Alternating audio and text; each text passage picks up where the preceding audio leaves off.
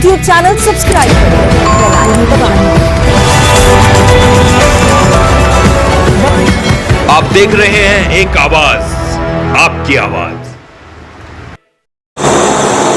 तो 2017 में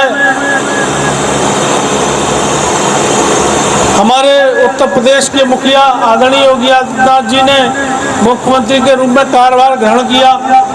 तब भी विपक्ष ने केवल एक ही बात कि मुसलमानों को डराकर वोट लेने का काम किया। मित्रों, तो उत्तर प्रदेश के 6 वर्ष और केंद्र सरकार के 9 वर्ष के कार्यकाल में मैं आपको बता दूं कि इस देश का चाहे कोई किसी भी धर्म, किसी भी संप्रदाय, किसी भी जाति से संबंध रखता हो, हमारी सरकार ने किसी प्रकार का कोई भेदभाव नहीं किया है। मित्रों,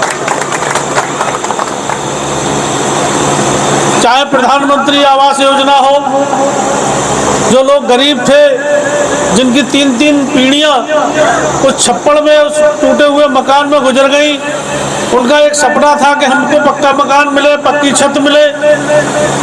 उस सपने को पूरा करने का काम हमारे देश के माननीय प्रधानमंत्री जी और माननीय मुख्यमंत्री जी ने किया है। मित्रों, और शौचालय, हर घर को पक्का एक शौचालय देने का काम किया। हमारे जंगल में जब माताएं बहनें शौच के लिए जाती थी तो बेपर्दगी होती थी, जंगल में कोई भी दुर्घटना हो जाती थी, उन दुर्घटनाओं में भी कमी आई और पक्के शौचालय हर घर को माननीय मुख्यमंत्री प्रधानमंत्री जी ने दिए। मित्रों, आयुष्मान कार्ड की बात करें तो हम ये आज वरदान का काम कर रहा है। मित्रों, हमारे घर परिवार में कोई, पहली बात तो मैं ये दुआ करूंगा ईश्वर से इस आयुष्मान कार्ड का कोई प्रयोग ना हो, क्योंकि फिर भी ये बीमारी है, किसी को भी हो जाती है। तो उस परिवार में बीमारी अगर कोई भयंकर हो गई, चाहे हार्ट अटैक की बीमारी हो, चाहे कैंसर की बीमारी हो, या अन्य कोई गंभीर बीमारी से पीड़ित हो जाता था, तो उस व्यक्ति का मकान गिरवी लग जाता था, उसकी घर की महिलाओं के जेवर गिरवी लग जाते थे। मित्रों, वहीं आयुष्मान कार्ड से 5 लाख रुपए तक का इलाज निःशुल्क कराने का काम हमारी सरकार ने किया है। मित्रों, जो गरीब थे, पिछड़े थे, पसमानदा समाज के लोग थे, ऐसे लोगों को अभी कोरोना काल में सब कारोबार बंद थे, तो उनको मुफ्त राशन देने का काम किया, दाल देने का काम किया, तेल देने का काम किया, चीनी देने का काम किया। मित्रों, उसमें भी किसी प्रकार का कोई भेदभाव नहीं किया है। पर जब चुनाव का समय आता है तो पता नहीं हमारे कान में एक दिन पहले क्या हो जाता है कि हम लोग फिर भेदभाव करने लगते हैं। जब सरकार किसी तरह का भेदभाव आप लोगों के साथ नहीं कर रही है, किसी भी योजनाओं में कोई भी भेदभाव नहीं किया जा रहा है, तो जब आप चुनाव की बारी आती है मित्रों, तो फिर आप लोग भेदभाव कर जाते हो। ये मेरा कष्ट है आप लोगों से। और मैं आपको एक चीज़ और बता दूं, लोगों को बड़ी गलतफहमी थी। मैं 2022 में जब विधानसभा का चुनाव हो रहा था तो मैं कई जगहों पे गया, मैंने लोगों को समझाया कि आप ये मन में समझ लो कि उत्तर प्रदेश की सरकार जाने वाली नहीं है। उन्होंने कहा कि क्यों नहीं जाने वाली है? मैंने इसलिए नहीं जाने वाली है कि उत्तर प्रदेश के अंदर 2017 से पहले जो सरकारें रहीं, उन सरकारों में गुंडे, माफिया, अपराधी हावी थे। और 2017 से जब से महाराज जी की सरकार बनी है, मुख्यमंत्री योगी आदित्यनाथ जी बने हैं, तब से गुंडे, माफिया है तो उत्तर प्रदेश छोड़ गए हैं या जेल के अंदर है। मित्रों, 2017 से पहले व्यापारी जब घर आता था तो उसके परिवार के लोग चिंता करते थे, सोचते थे कहीं रास्ते में उसके साथ कोई घटना ना हो जाए। और जब से बाबा महाराज जी ने जब से सरकार संभाली है, तब से उन गुंडे, माफियाओं के परिवार के लोग चिंता करते हैं। आज पता नहीं वो घर वापस आएगा या नहीं आएगा। ऐसी ये सरकार है। इसलिए इस सरकार ने बिजली हो, पानी हो, किसी प्रकार की कोई भी सुविधा हो, किसी से कोई भेदभाव नहीं रखा है। 2014 से पहले कभी मुजफ्फरनगर में दंगे हो रहे हैं, कभी मेरठ में हो रहे हैं, कभी अलीगढ़ में हो रहे हैं, कभी आए दिन उत्तर प्रदेश के विभिन्न क्षेत्रों में दंगे हुआ करते थे। इससे कहीं ना कहीं मित्रों नुकसान इंसान का होता था, चाहे वो हिंदू हो या मुसलमान हो, पर नुकसान तो नुकसान ही है। 2017 के बाद से पूरे उत्तर प्रदेश के अंदर कोई भी सांप्रदायिक बड़ा दंगा नहीं हुआ है। मित्रों, ये हमारी सरकार की उपलब्धि है।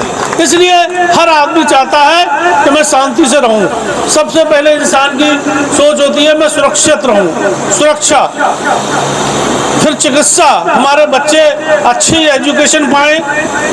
और इसीलिए माननीय प्रधानमंत्री जी ने एक हाथ में कुरान और एक हाथ में कंप्यूटर की बात कही। उन्होंने कहा कि दीनी तालीम के साथ साथ अल्पसंख्यक समाज के बच्चे दुनियावी तालीम हासिल करें।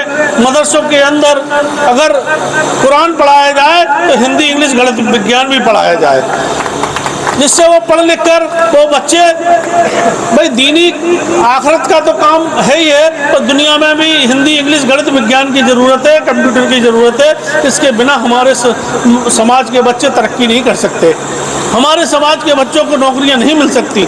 इसलिए हमारे बच्चे पढ़ लिख कर हिंदी, इंग्लिश, गणित, विज्ञान पढ़े और IAS, IPS, डॉक्टर, इंजीनियर बने, पुलिस में जाएं, अन्य मास्टर बने, अन्य सरकारी नौकरियों में उनका योगदान होना चाहिए मित्रों। ये हमारे माननीय प्रधानमंत्री की सोच है और इसी सोच को हमारे माननीय मुख्यमंत्री जी आगे बढ़ा रहे हैं। मैं इसलिए बताना चाहता हूँ मित्रों, फिर लोकसभा का चुनाव आ रहा है, लोग फिर आपको बरगलाएंगे, फिर आपको गुमराह करेंगे। अगर आप चाहते हैं कि मुझे ये योजना का लाभ मिल चुका है, मेरे किसी अन्य भाई को भी इन योजनाओं से जो वंचित रह गए हैं उनको मिले, तो इसलिए लोकसभा में हमें पुनः मोदी जी को प्रधानमंत्री बनाना है। इस संकल्प के साथ हमको काम करना है। बहुत लोगों को इसका लाभ मिला है, बहुत लोग रह भी गए हैं, उनको भी लाभ मिलना चाहिए। और लाभ जब भी मिलेगा जब माननीय प्रधानमंत्री जी मोदी जी बनेंगे। और आपने देख लिया है बिल्कुल साफ नियत से काम हो रहा है। हमारी सरकार में किसी के साथ कोई भेदभाव नहीं हो रहा है। और मैं फिर आपको बता दूं, 25 साल तक ये लोग, ये सरकार केंद्र से जाने वाली नहीं है मित्रों। जो लोग गलतफहमी पाले बैठे हैं वो समझ लें।